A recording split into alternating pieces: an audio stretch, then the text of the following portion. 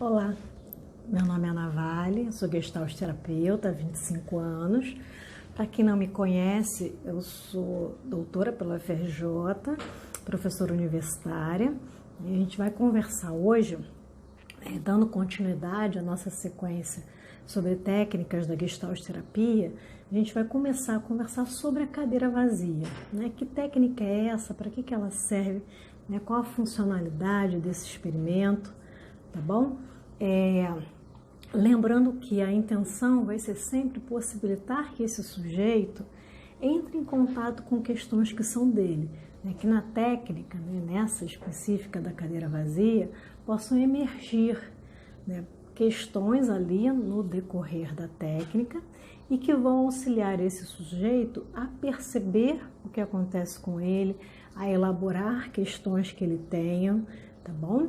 É uma técnica que pode ser utilizada para diferentes finalidades. Então, assim, é uma técnica muito rica e que exige um manejo, né? Das técnicas da gestalt terapia, essa é a que talvez exija um pouco mais de manejo do terapeuta, né? Porque ela é uma técnica psicodramática e que exige, tem alguns passo a passos, tem algumas posturas do terapeuta que são interessantes serem aprendidas e vivenciadas tanto no próprio processo terapêutico do terapeuta, enquanto cliente, quanto em workshops, né, e situações onde ele possa conduzir uma situação de experimento da cadeira vazia, né? Então, assim, em linhas gerais, é um experimento onde você vai ter o seu cliente, aí a gente está falando, né, de uma utilização de cadeira vazia em psicoterapia individual, né, porque você pode ter a utilização dela numa situação de grupo, né, mas a gente vai falar aqui só de situações relativas à psicoterapia individual, onde você vai ter o seu cliente e alguma questão a ser trabalhada que surgiu ali no setting, tá? Então, assim, você já, né, quem conhece a gestalt terapia certamente já sabe que você coloca uma cadeira, né, onde o seu cliente vai sentar, e uma outra cadeira que vai estar vazia à frente dele, né? Nessa cadeira que está vazia à frente dele, vai ser colocado, né, por ele, né, junto com uma conversa com o terapeuta que pode estar propondo, né, o que vai estar naquela cadeira vazia, e aonde vai se estabelecer ali um diálogo, um contato. Então, por exemplo, você está trabalhando com o seu cliente uma questão de luto, né? Então, vamos supor que ele perdeu o pai, né, de repente muito jovem, e tem questões mal resolvidas com esse pai. Então, você pode, em algum momento do processo terapêutico dele, que essa questão surgir, né, e que for pregnante estar trabalhando, fazer a cadeira vazia, né, e pedir para que ele coloque nessa cadeira vazia o pai, tá? E ele pode dizer para esse pai tudo o que ele gostaria de dizer, e que ele não teve possibilidade de dizer para esse pai antes dele morrer, né? E ali começa um diálogo.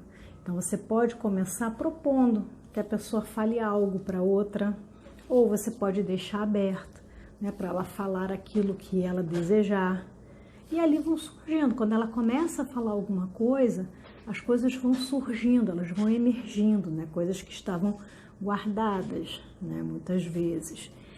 E depois, né, que ela falou uma parte das coisas, você pode pedir a ela que sente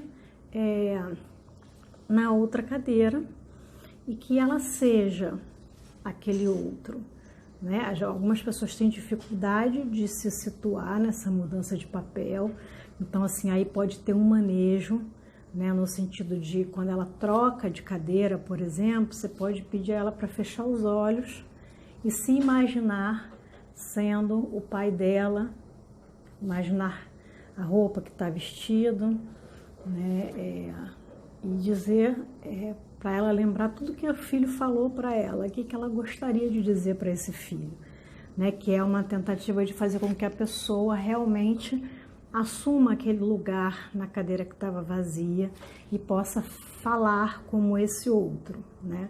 Lembrando que é uma técnica de dramatização, né? Então ele vai estar assumindo um outro papel, que é um movimento de empatia, né?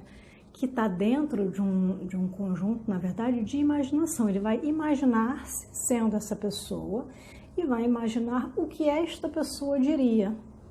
É claro que o que a pessoa vai imaginar tem a ver com quem esse outro foi, mas tem a ver também com quem ela é, tá? E isso é interessante ali no experimento da cadeira vazia. Então você pode, né? E aí esse outro vai falar para o filho, e aí depois ele volta a ser o filho e fala para esse pai, e a cadeira vazia, a técnica, ela vai transcorrendo dessa forma. De vez em quando o terapeuta pode fazer algum tipo de intervenção, né? De preferência o terapeuta ele se posiciona um pouco mais atrás ou ao lado, fora do campo de visão do cliente, para que ele possa de fato fazer a projeção ali naquela cadeira. Então, em psicodrama, por exemplo, se fala de aquecimento, né? Que é para você fazer antes de utilizar a técnica. Então, o que você pode fazer de aquecimento? Você pode pedir para a pessoa fechar os olhos, né? Imaginar aquele outro, né? Imaginar aquele outro naquela cadeira, como é que ele está vestido, né? E aí depois voltar para si próprio, e você pode perguntar como é que ele está se sentindo na presença dessa pessoa. Tudo isso é um aquecimento para a prática da técnica, tá? Aqui você vai ter que praticar para você poder se aperfeiçoar, tá bom? Então, assim, você pode utilizar para esse tipo de situação, onde você vai ter resoluções de questões inacabadas com pessoas que faleceram. Você pode utilizar para situações também de separação e luto de pessoas que ainda estão vivas, então términos de casamento, de relacionamento. Você pode utilizar para que a pessoa dialogue com alguma característica dela mesma, né? Então, se ela é uma pessoa que se acha incapaz, você pode pedir para que o lado dela que se sente capaz fique na outra cadeira. E aí vai haver um diálogo entre esses dois polos, o capaz e o incapaz, né? E a pessoa vai mudar de lugar, né? Travando esse diálogo, tá?